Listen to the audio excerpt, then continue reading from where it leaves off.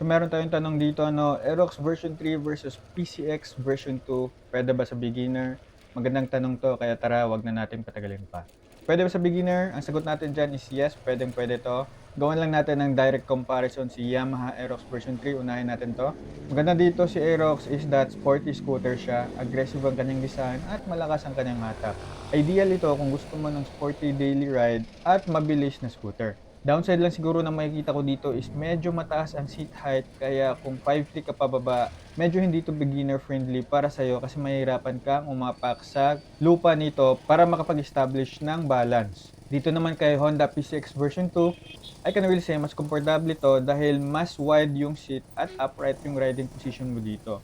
May advanced feature na rin like idling stop system or ISS, kaya makakatipid ka sa gas kasi mag-o-off siya pag na-stuck ka sa traffic. Downside lang siguro makikita ko dito is medyo bulky siya kumpara sa Aerox. So kailangan talaga masanay ka dito if gagamitin mo to kasi yung handling niya medyo malaki. Kung alin man dito yung magiging first bike mo, if naghahanap ka ng comfort at tipid sa gas, Honda PCX version 2 talaga yung marerecommend ako. Pero kung gusto mo ng sporty look at performance wise, Aerox version 3 talaga kasi meron siyang VVA. Pareho lang naman silang beginner friendly kasi scooter type sila, wala ng clutch, easy to ride, gas and go lang. Ang choice mo na lang nito is depende kung ano mas importante sa'yo, comfort or sporty performance. So if nagustuhan mo yung mga ganitong klaseng videos, you can follow me for more.